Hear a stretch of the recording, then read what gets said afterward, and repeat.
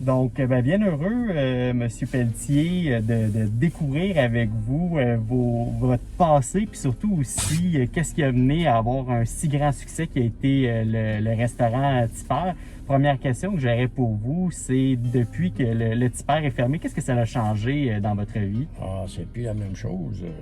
Quand tu es habitué, ça fait 56 ans que tu te lèves le matin, puis tu t'en viens au restaurant 7 jours par semaine, puis s'asseoir.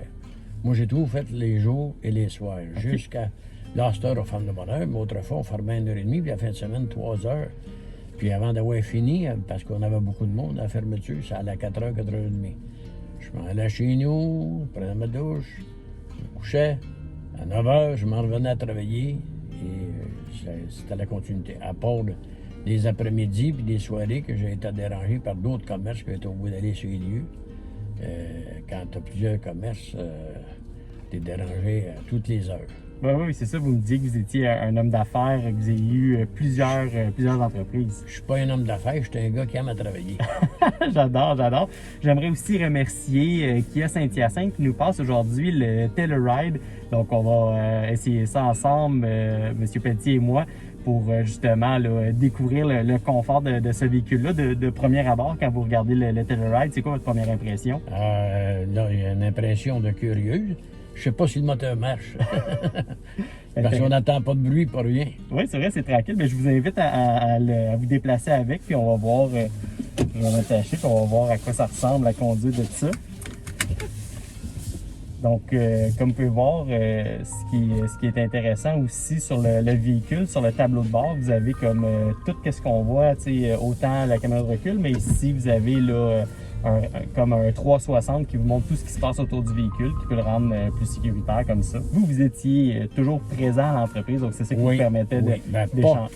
Pas 24 heures par jour, mais j'étais là 7 jours par semaine, mais normalement, quasiment tout le temps le midi, les samedis, j'étais sur place, mais dans l'après-midi, dans la soirée, ça arrivait que j'allais faire d'autres tournées, dans le jour pareil, dans d'autres commerces que j'avais, là, parce que j'avais plusieurs employés dans tous les autres commerces, avec la machinerie, j'avais n'importe quoi, j'avais du sport, j'avais des pistes de course, j'avais la compagnie d'huile qui s'appelle aujourd'hui Veolia, qui était écologique autrefois. Là, ça fait un petit moment que vous conduisez le Telluride. C'est quoi votre première impression? Ça va bien, ça va bien. Puis sinon, en termes de conduite, en termes de confort, vous trouvez ça comment? Ah, ça va très bien. Moi, je pensais pas que ça irait bien de même. C'est que c'est silencieux. Vraiment, hein? Oui, c'est bien silencieux. Non, vraiment, versus en plus, c'est quand même un gros modèle. Fait qu'imaginez, il y a le moteur là-dedans qui est amplement capable de tirer. Puis pourtant, on n'entend pas des gros bruissements, mais je pense qu'il est bien insonorisé aussi. Là. Arrêtez, là, on sent rien. On n'entend pas marcher le moteur pantoute. Puis la finition, comment vous la trouvez, comme l'intérieur? Moi, là, je trouve ça merveilleux. Je sais pas si... j'ai pas raidé gros, là, encore, là, mais peut-être que le wire... je pourrais trouver les qualités et les défauts.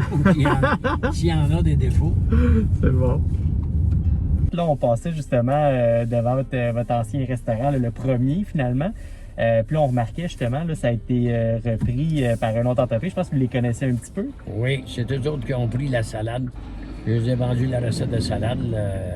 C'est le pavillon de l'érable de Saint-Jude. Et ça, c'est mon garage qui est à la réparation de l'entreposage ici. OK. Fait que moi, le terrain m'appartient. Ils appellent ça une ruelle, mais il n'y a pas de nom. C'est un terrain vacant. OK. Ça m'appartient. Ça a tout appartenu à Tipper. Puis là, vous parliez justement de comment vous aviez opéré votre entreprise. Si vous aviez un conseil à donner à des jeunes justement qui veulent se lancer en entreprise, c'est quoi votre premier conseil? Faudrait qu'ils penseraient, pour commencer, si ça tente de travailler 7 jours par semaine. Parce que travailler 4 jours puis 5 jours, là, je pense qu'ils vont avoir beaucoup de misère puis de points dans la restauration, dans n'importe quel business. Et il faut mettre des heures, parce que là, plus ça va, plus c'est délicat. On arrive au centre-ville de Saint-Hyacinthe. Est-ce que vous avez des souvenirs du centre-ville de Saint-Hyacinthe? Ah oui, là, on est tout de suite au bout du marché, là, la grosse bâtisse. Les appartements qui ont brûlé il y a 2 ans, là, de Champlain. Là. Mais moi, j'ai commencé à Saint-Hyacinthe à vendre de la volaille. La volaille, Il oui. appelait ça de la volaille dans ce temps-là, pas Ok. du poulet barbecue. Qu'on abattait chez nous, puis on venait vendre ça avec mon père, parce que moi, j'étais un fils de cultivateur. Et on venait vendre ça avec un cheval, puis une voiture à Saint-Hyacinthe. Le marché, on venait ici, on était là, qui était à l'hôtel de Dupont. Puis donc, c'était Après- ce que je comprends, votre premier travail, c'était de venir vendre du poulet, Ouais. de la volaille au centre-ville. Moi, je suis venu au monde d'une famille de 9, le dernier. Et j'ai tombé en charge de la ferme à Varennes-Saint-Rose-Saint-Jude. Mes frères et mes soeurs étaient toutes parties de la campagne. Et puis moi, j'ai gardé ça 7 ans de temps. Après ça, je me suis emmené en ville. J'ai parti un garage. Et après le garage, j'ai été dans les fermes Sainte-Madeleine, l'élevage de volaille puis de dinde, de poulet puis de dinde. Et après ça, ben là, j'ai acheté le restaurant. J'avais toujours de quoi faire de nouveau. Mais le temps se passe, puis on s'en aperçoit pas. Ah, puis là, vous avez votre fille aussi qui a travaillé avec vous. Oui, ça fait presque 20 ans là, qu'elle travaille avec moi. J'ai vendu il y a 3 ans. Et moi, j'aurais bien aimé ça, me rendre au moins pas 100 ans, mais faire encore un bon goût. Puis là, ben, son mari est venu nous aider les fins de semaine, puis sa fille. Et puis là, on venait à bout des neveux, des nièces qui sont venus nous aider. Parce que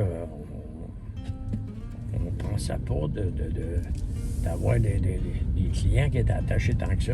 Oui, je pense qu'on a vu justement sur les médias sociaux, entre autres, là, une vague d'amour envers votre entreprise. Qu'est-ce que vous aimeriez dire à ces gens-là, justement, qui s'ennuient de vous? Est-ce que vous aviez un message pour eux? Au moins je lui donne la chance j'aurais pas donné ma recette de sauce et ma recette de salade, mais je l'ai faite pour un petit peu récompenser les clients, ceux qui ça lui manquait. OK. Fait que c'est ce que je pourrais faire pour eux autres de remerciement. C'est une belle attention. Puis peut-être aussi, avec toutes les années que vous avez eu la chance de les servir, est-ce qu'il y a quelque chose que vous aimeriez dire aux Mascoutins? Qu'est-ce qui vous vient en tête quand vous pensez aux gens qui venaient semaine après semaine chez vous? Je suis sûr présentement que le monde qui m'aimait avant, juste un petit peu, mais là, on dirait que l'amour est devenu plus grand. Donc là, on va arriver dans le secteur industriel de Saint-Hyacinthe, un des secteurs industriels. Vous me disiez que c'est là que vous aviez bâti aussi une de vos compagnies qui est maintenant sur le site de Veolia, c'est ça? Oui, c'est ça. Ça, j'ai eu ça presque 20 ans. Puis, parlant d'achat local, justement, tu sais, je pense que c'est quelque chose qui Tout ce que je pouvais faire, acheter local, les choux, les pétates, puis tout. À part que quand je ne pouvais pas de n'avoir, ben, j'achetais de l'île du Printemps. Les pétates, on passait sur la rue des Sols, j'ai passé jusqu'à 18 trains Faraday de 54 000 livres.